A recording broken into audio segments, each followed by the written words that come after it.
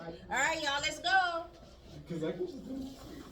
All right, so the next thing we're going to do is the collar and the collar stand. I'm gonna do one big video and break it up because it's better just done instead of breaking it up. All right, so we have our collar. This is the collar lapel. The collar is a unit and not one thing. So a collar can look totally different depending on the style that you want. So the collar is actually the unit as a whole. And then there's parts of a collar. So what we're going to do now is do the collar lapel, even though most times this part is called the collar. The collar is a unit. I don't know who came up with these ideas. They didn't call me, so I would have told them and explained and said, no, break it up. The people gonna misunderstand you. Okay, so our collar stand, one of our pieces should be interfaced, not both, just one. So it says you need one interface and then two fashion fabric. One of your collars or lapel portion should be interfaced. So we are going to sew only on 3 edges, which is our right, left, and the top. The bottom we need to leave open. You said only one needs to be in your face? Only one. Where we did though? You're just gonna have a crispy collar. Okay. That's what it said in the picture. Yeah, it did say cut out too.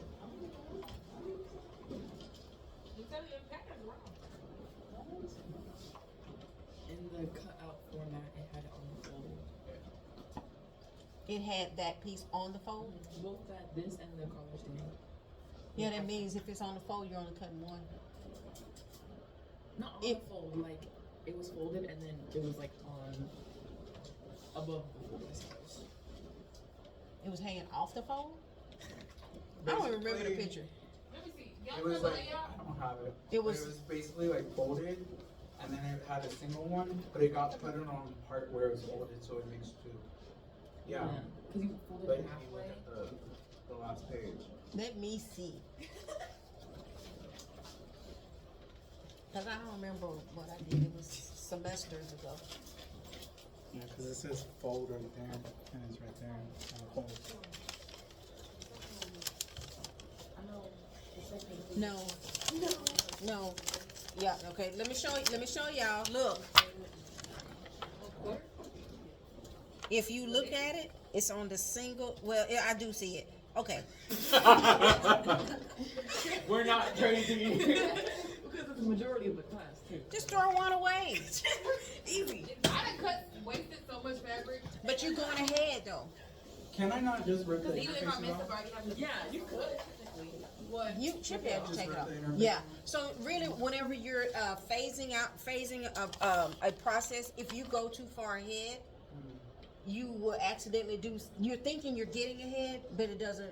Like now, like right now, it doesn't work out. So only if you know. So if there's no rule, listen, just throw one away. Okay. So we're only going to. I don't know what was in my head though. Anyway, it was too long ago. Let's move on. I don't want to. I'm not going to do new pictures. That was already a lot of work.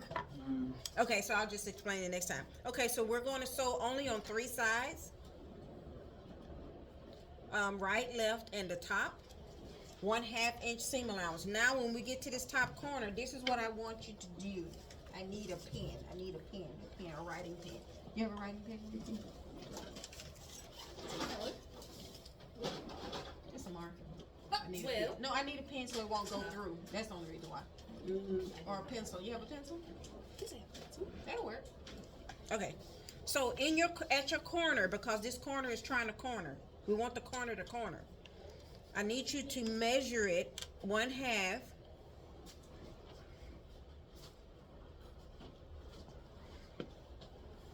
And then at the top measure 1/2. You want to create a seam allowance intersection. Because if you go too far, your collar is going to be lopsided. So you want to make sure you have your intersection, and when we get to the intersection, it's clearly defined. And I'm gonna explain and tell you a little tricky trick when we get there. So I'm going to mark it on each corner, making sure I'm marking a 1/2 inch seam allowance. All right.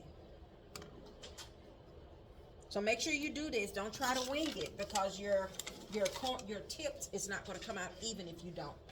It's so easy to mess it up. I've messed up too many, so this is why. This is the only reason why I know this mess, because I've messed it up. So when you get to this corner, you want to make sure you stop before you get to the corner. You don't want to get to the corner. Stop before you get to the corner. Okay? 1/2 inch seam allowance.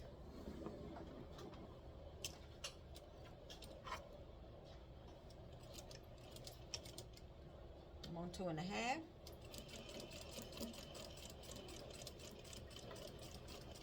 Before I get to the corner, it should look like I should make one more stitch and I will be in the corner. That's when you know you need to stop. So I'm going to, instead of going to the corner, I'm going to stitch across. Catty corner.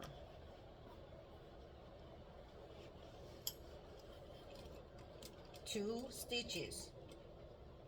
Needle down, pivot, and I'm going to follow through on 1/2. You should land where this portion is right on 1/2.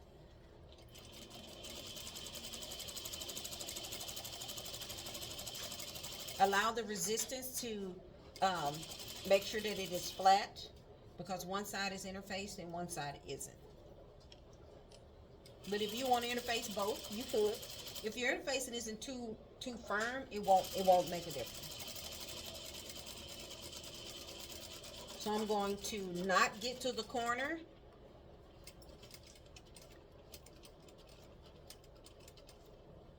One more.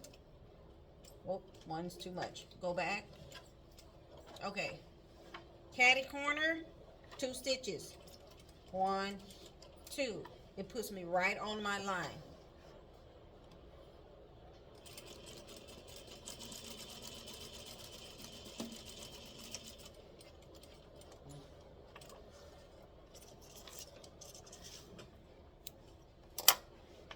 So we are looking for an go up, go across, 2 stitches, 2 stitches, 2 stitches. How many y'all? Gosh, 2 stitches. All right, on both corners. Make sure you do that. The reason why you do that, to get a better corner. I know that makes no sense, but it is true. In order to get a better pointed corner, you never go to the corner, because there's no room to turn about. It's too much fabric in, no matter what. Especially if it's really pointy. You want it to be just like so. Now, we are going to clip this, so there's no coming back. We'll clip it as close as we can. 3 times. 1, 2,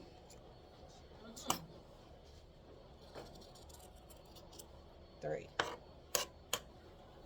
And all I'm doing is taking out all that meat that won't fit here. You see the tricky trick? Close to it, as close as you can without cutting the thread. You can't cut the thread. 1, 2, 3. So this is what it looks like on the back side. Now I'm going to turn it out.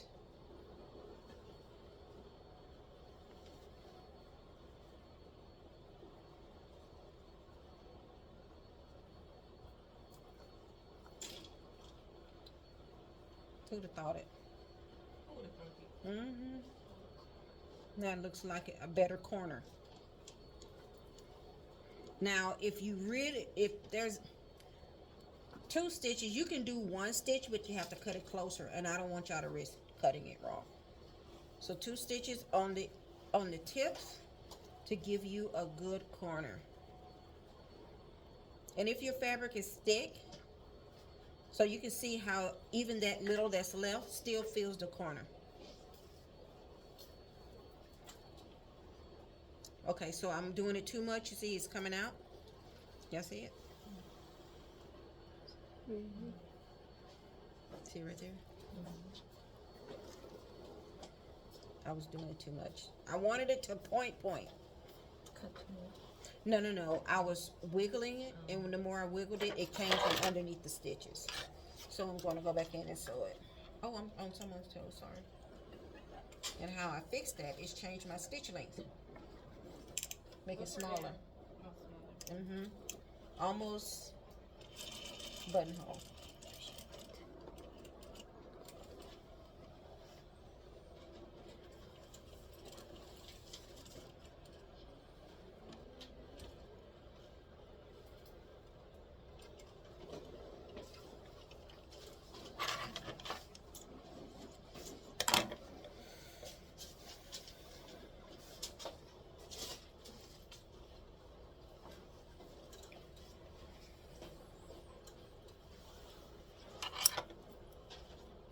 Use this one instead.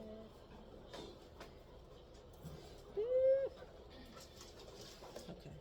I'm not gonna push too hard. I want to push it hard. Let's see, there it is.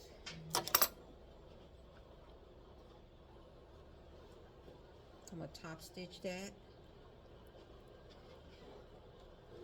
Don't do me. Don't push it too hard. I just didn't leave well enough alone. I need help. All right, so I am going to press this seam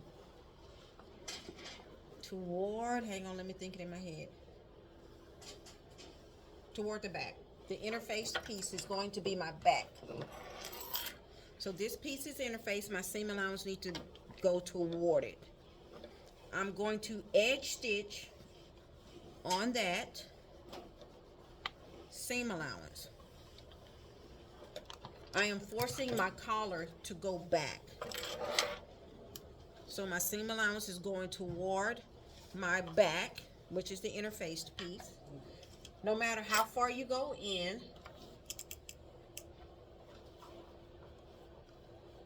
I just need to go in. You don't have to go all the way in, just as long as you're on the flat area. So this is the interface side. My seam allowance is going toward it, and I'm going to edge stitch on that.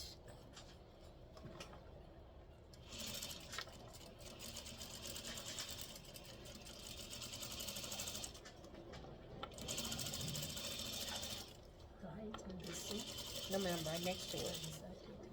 Right next to it, as close as you can.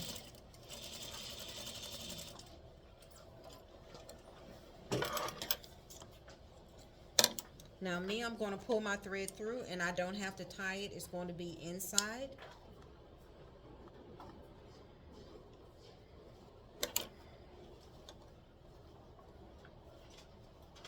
Somehow this one's already on this side, both of them. There they go. All right. So I have edge stitched the back side.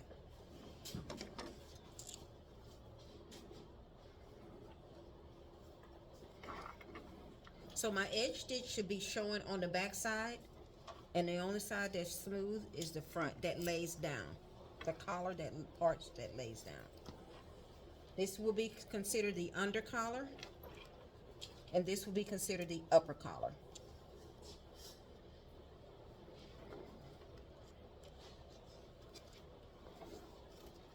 Okay, when you get on the end, make sure your seam is right on the top. Right there on the top. Because I'm going to top stitch this. And it has to be aligned. So I'm going to press it right quickly.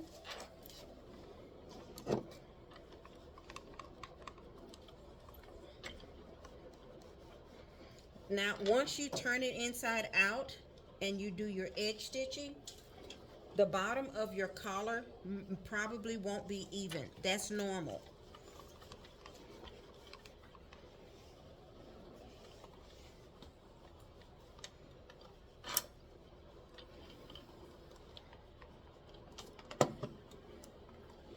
So you should see your edge stitching on the back side and not on the front. You should not be able to see it. Okay. Now we are going to top stitch this. And we're going to top stitch it with 2 stitches. So I'm going to do my outside stitch first, right on the edge.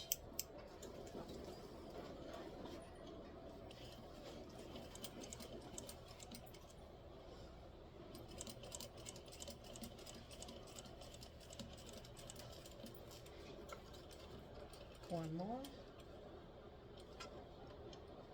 There we go. So I needed to place it.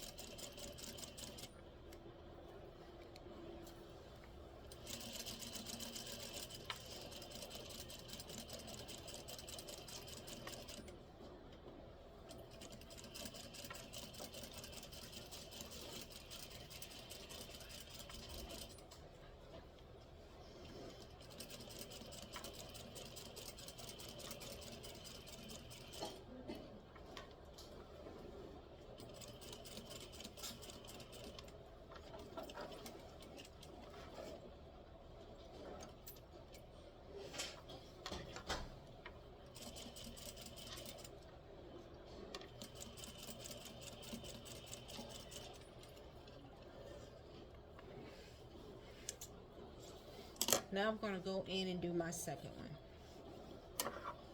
Using my foot as my guide from the previous stitch, the side of my foot is going to be my guide here.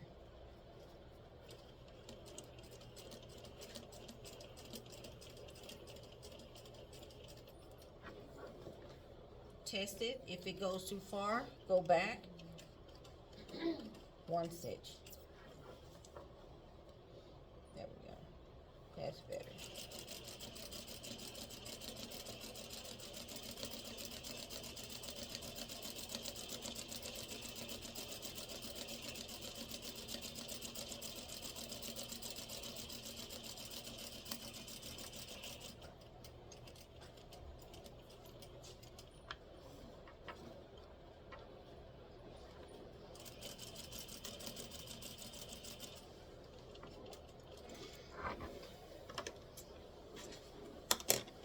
All right, so now we've done our collar lapel.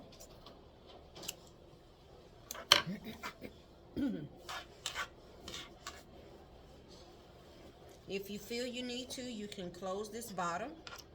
I'm going to close mine. Just close it with a long stitch, your longest stitch, right on the edge, just so it won't open up as you sew the next part. If you left it open, what would it look like? What would be the difference? It could bubble. It can pucker when you get ready to sandwich, because you're going to sandwich in a minute. Yeah. It stabilizes it. A basting stitch, all it does is stabilizes it. That's all. It just keeps it in place.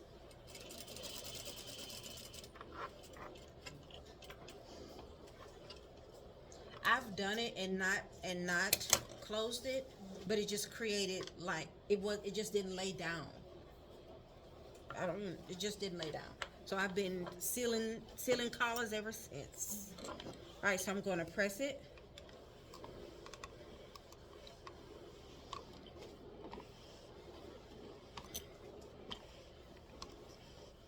It makes for a better sew. It just sews up better.